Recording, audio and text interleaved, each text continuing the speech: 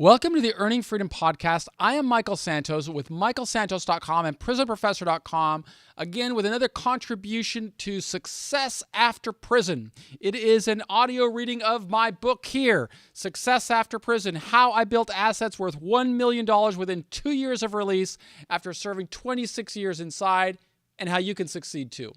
So I wrote this book, again, as I always like to say at the beginning, particularly for people who are living in struggle, people who are in prison or in confinement. It's my job to try and show you that the decisions you make right now have a direct relationship on your prospects for success in prison and beyond.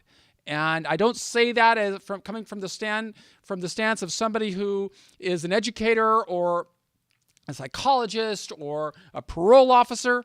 I'm one of you. I'm an individual who made some really bad decisions when he was 20 years old. I made bad decisions when I was 20 years old, and those bad decisions led me into prison with a 45-year prison sentence, but I made a commitment to come out differently. I detail all of that in this book, Earning Freedom, Conquering a 45-Year Prison Sentence. And I may read that one orally also later because I'm kind of enjoying this connectivity. I wish that I was able to do this interactively, but certainly if you have questions, I encourage you to email me. If you're in a prison, send it to your staff member, and they can send it to me at michael@michaelsantos.com. And I will respond to all of your questions. Of course, I'm contributing CDs all the time and new podcasts where I'm interviewing other formerly incarcerated individuals. Why? Because I'm determined to show individuals that it's never too late to begin sowing seeds for a better life. Even if you've made decisions or complications surface that resulted in you being in prison, it's never too late to be building success. Now, in the previous episodes, I released these in 20-minute segments, and in the previous episodes, I tell the story. We've already gotten through what bad decisions I made that brought me to prison. We spoke a little bit about my adjustment to prison and how those decisions translate into success. At this stage, on episode number 12, I'm in the halfway house. I'm getting stable. I'm getting strong. I'm going to continue on with the reading, but it's all I hope that as I read, you are finding a simple takeaway. And that takeaway suggests that regardless of where you are, there are resources around you that you can tap that will build strength within, that will help you become more powerful, more valuable, just give you more opportunities so that when you come out, opportunities that are available for everybody, you're in a position to seize. And I was in a position to seize those opportunities, even though I served decades in prison, even though I came back to society with a 000 credit score and only had a $10 an hour job. Why? Because of the decisions I made early on. And that's what I'm going to talk about in this particular reading. See, when I returned to society in August of 2012, our nation was just starting to emerge from the worst financial recession of our lifetimes. So in 2008, the stock market and the real estate market began to implode. Credit dried up. Housing prices fell to historic lows. But by the fall of 2012, you could sense that the economy was poised to rebound. And Carol and I wanted to participate in that potential upside. But to profit from an anticipated market rebound in real estate, I knew that Carol and I would need to control a larger asset base. That was really important. If we could purchase a large asset, like a house, when prices were still relatively low, our equity would increase as the housing markets recovered. That was the vision that I had. But I needed a plan, and then I needed to execute that plan. See, both of us wanted to purchase real estate, but our challenge was that we didn't have sufficient credit to qualify for a house purchase in the conventional manner. I mean, after all, I just got out of prison. I had a 000 credit score. I didn't have any tax returns, right? So I had some challenges. So we would need to create an alternative strategy. Fortunately, the seeds we began sowing prior to my release would help. What were those seeds? I'd love to give a second and see if you can figure out what seeds those were.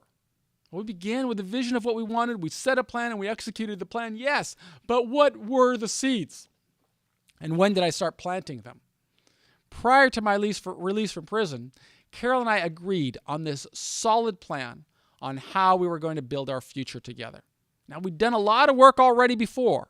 Remember, I supported Carol through the last 10 years of my prison term from work that I was doing while I was incarcerated, okay? And I was able to do that because of the decisions that I made during the first 10 years of my prison term. But because of that strategy, when it finally came together, we were able to work together as a team. And a team's always stronger than an individual. Since we knew that I'd be starting my career, we intended to count on Carol's earnings as a registered nurse to provide the initial stability for our family. So I anticipated I would need about 5 years after I finished the prison term before I would have a business that would completely sustain us. I mean, I don't get paid for a lot of the work that I do right now, right? I went up to Atwater, and now I have an agreement with the Bureau of Prisons in Atwater, and I'm very grateful to Warden for having the courage and to do business with somebody who just got out of prison and his team there. But the reality is, it's not enough to earn a living from. So I still have a full-time job.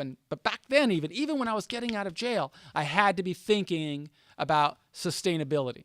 And there would be many challenges I would face. Many times I'd have to work without compensation. Many times I would have to tap into my own resources, the savings that I had built while I was incarcerated, to fund airplane tickets that, where I'd go fly to speak somewhere, or to fund a hotel fee. There's a lot of funding that took place for me to be able to do this, but I feel passionately about it. And as I'll talk about a little bit more, I really think that there is a need for it. And I think that I can do this in a manner that brings value to the people whom I love, the people in prison and people who are going through struggle, but also to society. And some kind of way I'd figure out a way to make it work. But during my first 5 years of liberty, I expected to work a minimum of 60 to 70 hours each week, minimum. And I would travel routinely. I knew that I would earn a living by ghostwriting, because I did that when I was incarcerated. I would work with my friend Justin Paperny, who runs White Collar Prison Advice, and do some consulting for people that reached out to him. I would do a lot of public speaking, and when there were opportunities to earn an income from that, I would seize those opportunities. Many times I would do them without compensation. Or I would create new products and services to teach other people how to overcome struggle. But anticipating the demands of my schedule, along with the needs of our relationship, Carol and I agreed that we would need to find some type of a program that would be fulfilling for her, so that she wouldn't feel neglected as I was working to build my products and build my business. So we began exploring opportunities for Carol to advance her nursing credentials. And I still remember I was sitting inside of the visiting room in Atwater. I think it was a couple of weeks before I was scheduled to transition to the halfway house, and Carol and I had a conversation, and I just suggested to her, I said, look, I'm going to be working really hard when I get out. Success isn't going to come for me by accident. I have to sow a lot of seeds, and I'll have to invest in a considerable amount of time, energy, and resources before this bears fruit. Remember, I'm planting seeds. I never stop planting seeds. I'm always on a 5-year plan. But I'm planting these seeds, and I'm telling her, then I say, hey, this is what I'm going to have to do in order to build a living. It's 2012. It'll probably take me 5-6 years to get really going. That's going to be 2017, 18. We're going to have to make things happen here. But you're going to have to, I don't want you to feel neglected. And so maybe you should go back to school. She'd had a registered nursing degree from, I think it was Santa Barbara, a college in Santa Barbara, and I just said, why don't you go back to school? And so she did some research over that weekend, and she came back, I think it was a Saturday, she came back to see me on Sunday, and she discovered a program at the University of San Francisco where Carol would be able to study and earn her master's degree in nursing by completing her coursework online while completing the clinical portion of her education at the hospital where she worked. So this program seemed really ideal for us because I was going to be in the halfway house, and then when I transitioned to home confinement, I knew I'd be working a lot, and she'd be able to sit right next to me and work, and so we'd be together, but both focused on planting these seeds and nurturing these seeds. And this program would allow her to earn her master's degree while she simultaneously earned an income as a registered nurse. But Carol's busy schedule would bring her a sense of fulfillment while I focused on building my career and acclimating to society. And as a team, we'd be able to focus and set mutual goals, but we still wanted to buy a house. Regardless of how much income we earned from our careers, we knew that we would need an investment plan. I mean, we're approaching 50 years old. That's a reality. Frequently talk about the importance of dealing with the world as it exists, not as you want it to be. I would have liked to have been working for 25 years and contributing to a 401k every month and I'll be 50 years old and have my retirement well funded. That, just because I would have liked it, I couldn't do it. I couldn't undo the bad decisions I made when I was 20 years old. I couldn't undo the sentence that my judge imposed. No, I had to deal with the world as it existed. And that's what governed my adjustment through prison. And when I came back to society, it was governing my adjustment in society. So as a consequence of that lengthy term and Carol's commitment to stay by my side and support me throughout the journey, we didn't have any savings for retirement. If we could find a way to purchase a house in 2012, we believed that house, if we were able to buy one, would appreciate in value over time.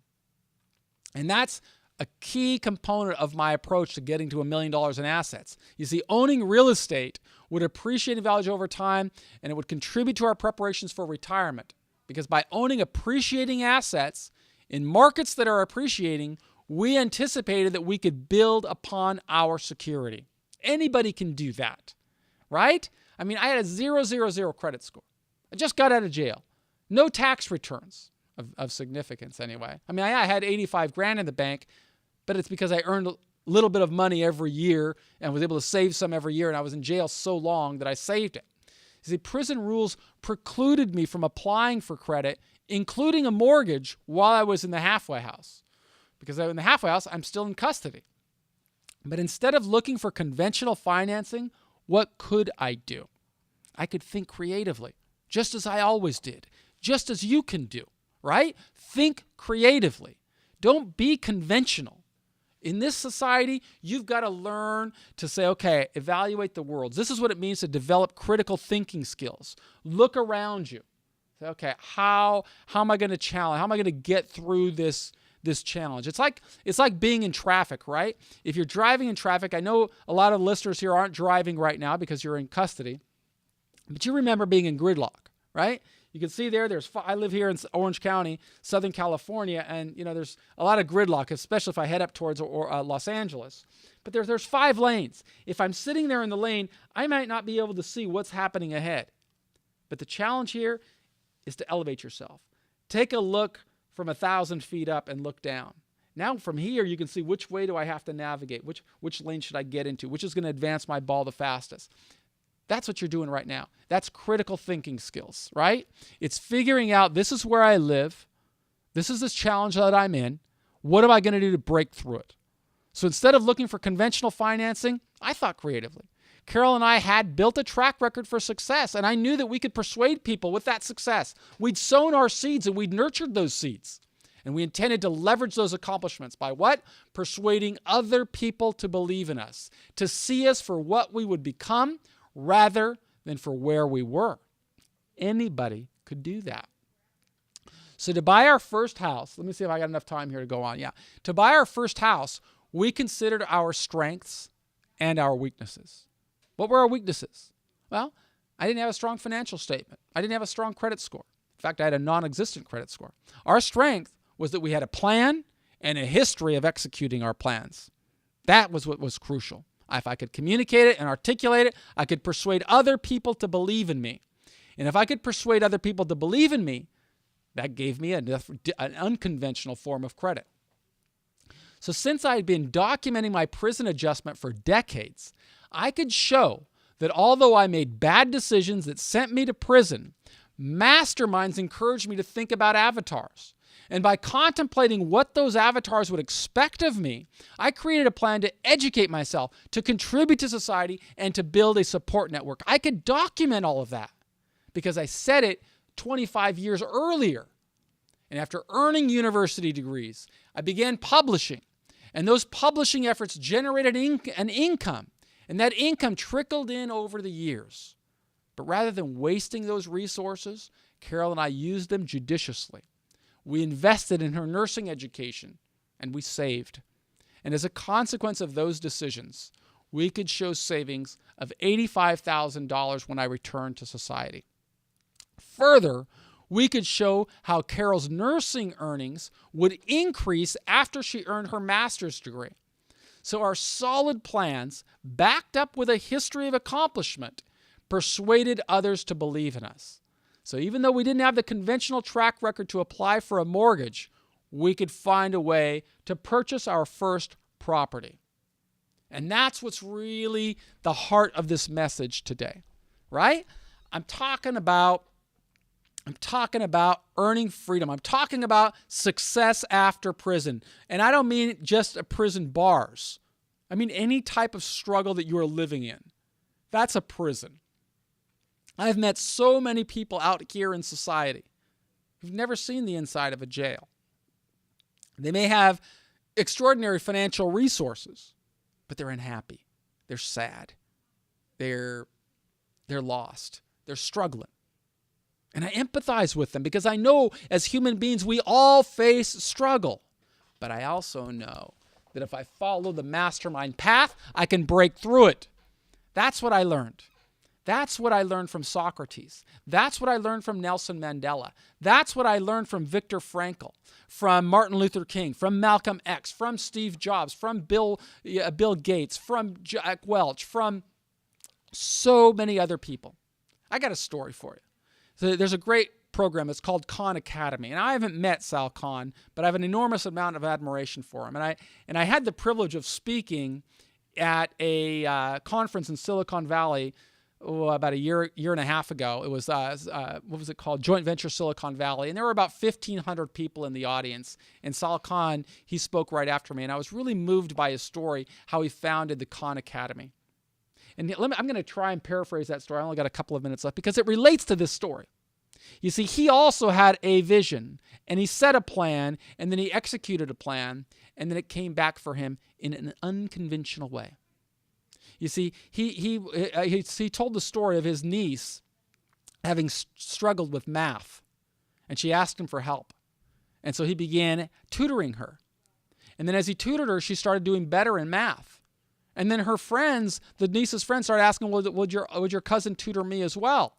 Or uncle, would your uncle tutor me as well? And so he started tutoring them. And then one of Saul's buddies said, well, why don't you put these tutoring lessons on YouTube, and that way you don't have to teach the same thing over and over again. So he did. And as he did it, he found that a lot of people were doing this, and he felt a sense of gratification in helping other people. What's the message here? Think beyond yourself, think about helping other people, and watch how the world opens for you. So what he said next, and you have to forgive me if I butcher this story because it was about a year and a half ago. I remember him telling it. But what he said next was he began filming these videos. Then he told his wife, they'd been saving some money. And he told her, he said, listen, I want to use the money that we've been saving for a house, and I want to quit my job, and I want to make these videos full time so that I can help more people educate themselves, even though they don't have access to universities and so on in the traditional way. And so he had a supportive wife, and she said, let's go for it. So he did. And he starts designing these videos and teaching math and astronomy and biology and all these things, just teaching because he wanted to help people grow. Kind of a Socratic approach, actually. And he's not making any money. A few donations are coming in here and there, but no money. And then one day he said he goes to the post office and he gets a check. And that check is for $10,000, which, to a prisoner that might seem like a lot of money. Out here, it's quite a bit of money, but it's a big deal for him because he'd been getting checks for like $20. So he gets 10 grand. And he calls up the lady, notices that it's Ann Doerr, who happens to be married to John Doerr. Now, I don't know if any of you follow business, but John Doerr is really an important guy. I mean, he's a venture capitalist. That means he puts money together and then he funds companies. And some of the companies that he funded include like Microsoft and Amazon and Google and these massive companies, right? So he's extraordinarily wealthy, a billionaire. And this is his wife that sent him 10 grand. And so he calls her up, her number's on the check, and he calls her up and he said, so thank you so much. Is it possible for us to meet? And she said, I've been a big fan of yours. Yeah, let's have a cup of coffee. So they go have a cup of coffee and they talk. And she tells him about her plan. She asks us, well, what do you want to do? And he said, I want to make education available for free to anybody who wants it through Khan Academy and these videos that I create. And she said, that's really great. She said, well, how are you earning a living? And he said, well, I'm not. I'm just passionate about this. And so she processed that for a little while, he said. And then they shook hands and she parted. He went home. And by the time he got home, there was a phone call from her. And she said, I just wired $100,000 to your account because I think you should be earning a living for what you're doing. That sounds pretty good, right? That's only part of the story. That's only part of the story. About a week later, she calls him and she says, I'm in Aspen, Colorado at the Aspen Institute at a think tank. And Bill Gates is on the stage. And Bill Gates is talking about how he loves Khan Academy. Somebody just asked him, what do you like about the internet? And he says, I'm really into Khan Academy. I'm using it to teach my son astronomy and things of that sort. And I just think that's awesome. A couple of days later, he gets a call from Google.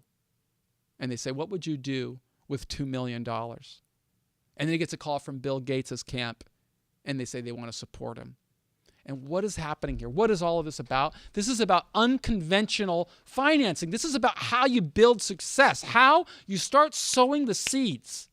And you sow those seeds in such a way, and you nurture those seeds with drive, with passion, with commitment. And what happens? People start to believe in you. And they start to invest in you. And they start to help you become something more than what you are today. That's what Earning Freedom is about. That's what Success After Prison is about. Success After Prison begins with you pursuing this Earning Freedom Mastermind course, this course that really inspired me through 9,500 days in prison. I'm Michael Santos, and I want to thank you for giving me this opportunity to share this message with you. It is my way of being the change that I want to see in the world. And if you haven't heard it before, go back to the earlier lessons, and you can listen 1 through 11 and catch up with us, or you can send an email at michaelsantos.com. Just join the email list, and I'll send you a free digital copy of the book. If you're listening to this on the podcast, on iTunes, on YouTube, or wherever you are, please subscribe to the show, rate and review the show, share the show with your friends so that we can inspire more people to become successful. If you want a copy of the book and you can't get a digital access, just order one from my website at michaelsantos.com, or I think it's on Amazon also by now. Just want to share the message of becoming strong, becoming something more than what you are today. It works for anybody. Prison isn't only bars. It's wherever we are when we don't see hope. Find hope. This is what got me through 26 years in prison. It's what can get you to your next level of success as well. And that's what I want. Thanks so much. I'll be back tomorrow with another episode of Success After Prison.